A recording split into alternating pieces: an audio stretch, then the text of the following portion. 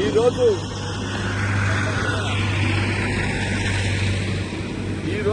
తెలంగాణ ఆత్మ గౌరవానికి ప్రతీక,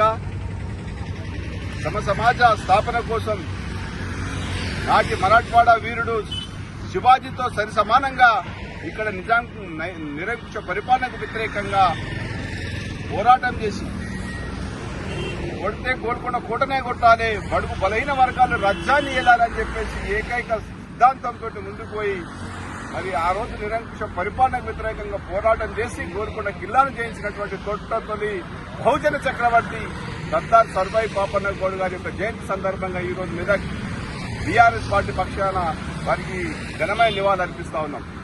మనకు అందరికీ తెలుసు, అపజయమనంగానే ఊరికే ఉండకుండా మరో 2 అడుగులు ముందుకేసి జయాన్ని సాధించే వరకు కూడా అల్పెరుగని పోరాటం చేసి మరి ఆ రోజు ఈ దొరల పెత్తందారి వ్యవస్థకు వ్యతిరేకంగా, అదేవిధంగా ఏదైతే పెట్టుబడిదారులు ఉన్నారో వాళ్ళకు వ్యతిరేకంగా, ఈ రజాకారులకు వ్యతిరేకంగా విశ్రాంత పోరాటం చేసి మరి బహుజనులకు అండగా నిలబడ్డారు. సమాజంలో ఉన్నటువంటి అణగారిన వర్గాలందరినీ కలుపుకొని వాళ్ళందరి సహకారంతో మరి ఒక అన్యాయాన్ని ప్రశ్నిస్తూ అన్యాయానికి వ్యతిరేకంగా పోరాటం చేసి వరుస పెట్టి కిలాషాపురం నుంచి మొదలుపెట్టి గోల్కొండ కిలా వరకు, కోట వరకు అన్ని రకాల కోటలను జయిస్తూ మరి ఆ రోజు ప్రభుత్వం అధికారికంగా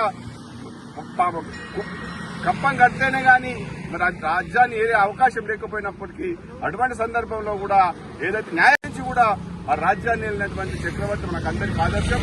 మరి గౌరవ కేసీఆర్ గారి నాయకత్వంలో ఇట్లా సర్దార్ సర్వాయి పాపన్న గౌడ్ గారు కావచ్చు, అదేవిధంగా చాక లైలమ్మ కావచ్చు, కుమ్రం భీమ్ కావచ్చు, ఇట్లా చాలా మంది మహనీయుల యొక్క చరిత్ర మరుగునబడిపోయిన సందర్భాన వాళ్ళందరి యొక్క జయంతి కార్యక్రమాలను అధికారికంగా నిర్వర్తించే దిశగా కేసీఆర్ గారు సంకల్పించారు.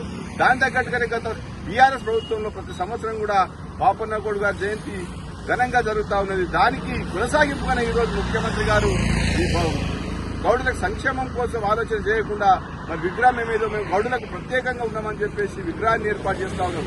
బాగా తీస్తూనే గౌడన్నలకు ఏదైతే హామీలు ఇచ్చారో హామీలన్నింటినీ కూడా నెరవేర్చాలని చెప్పేసి ప్రభుత్వానికి హెచ్చరిస్తా ఉన్నాం.